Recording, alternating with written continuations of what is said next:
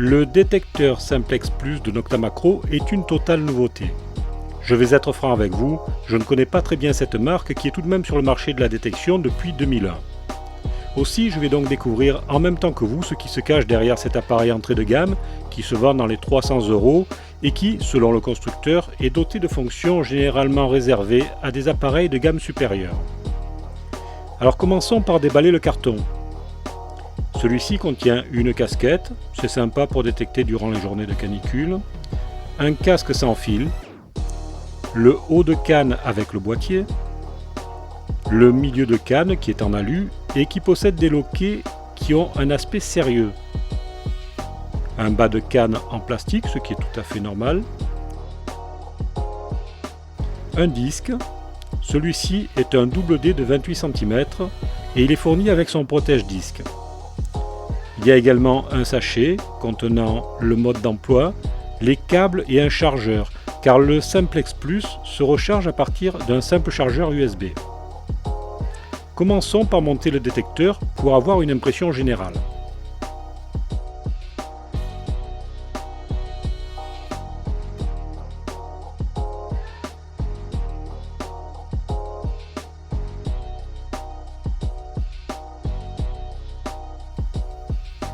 À première vue, l'appareil me semble solide, avec des plastiques d'excellente qualité. La poignée en bimatière est très agréable et on l'a bien en main. L'écran est bien positionné, avec des boutons larges et saillants qui me plaisent beaucoup. Ils sont de toute évidence prévus pour être étanches, je vous en reparlerai dans un instant. Ce qui me plaît dans ce détecteur, au premier abord, c'est le fait qu'il soit étanche jusqu'à 3 mètres. Par contre, faites bien attention, car le casque fourni d'origine n'est pas un casque étanche. Pour des recherches subaquatiques, il vous faudra acquérir un autre casque optionnel. Toujours dans cet esprit de recherche sous l'eau, la poignée est vibrante, comme sur certains détecteurs sous-marins haut de gamme. J'aime aussi la torche intégrée au boîtier.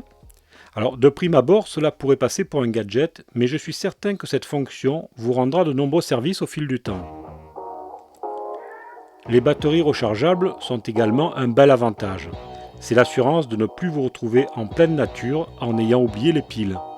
Ce système présente toutefois un petit inconvénient. En effet, en fonction des programmes et des accessoires que vous utiliserez, l'autonomie pourra s'en ressentir de manière conséquente.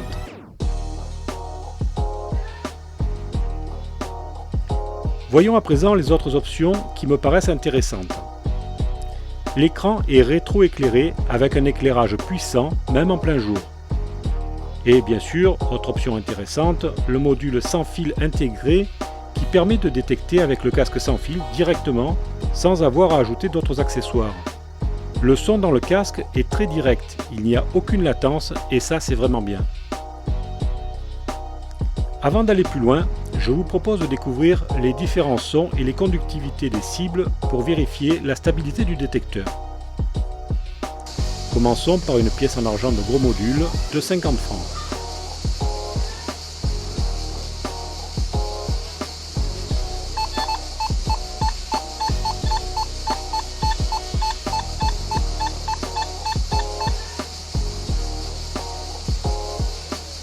Une tirette en alu.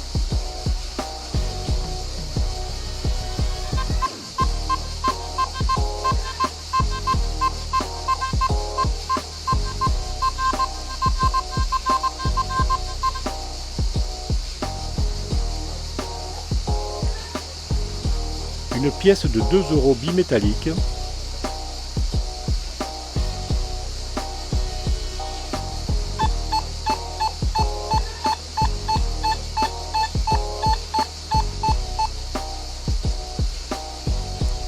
une bague en or, habituellement très difficile à détecter,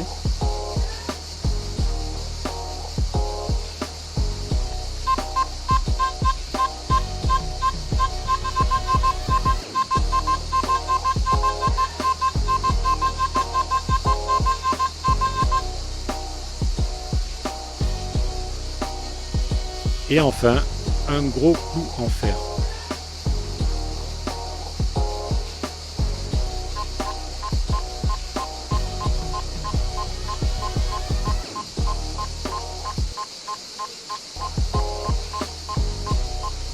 L'appareil est extrêmement stable, les sons sont francs et réguliers, les conductivités très précises.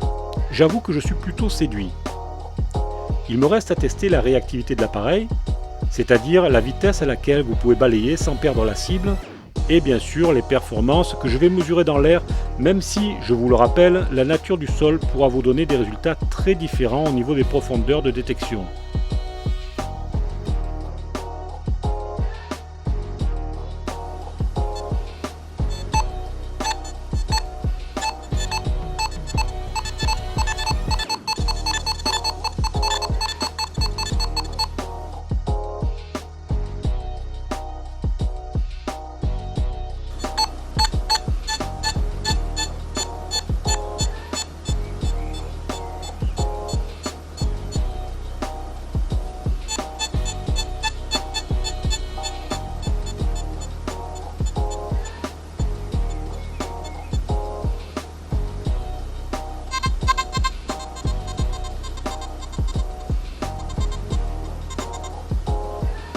Et bien voilà, en résumé, je trouve ce petit détecteur excellent pour une machine de ce prix, avec de vraies fonctions pro, une belle réactivité, des performances intéressantes.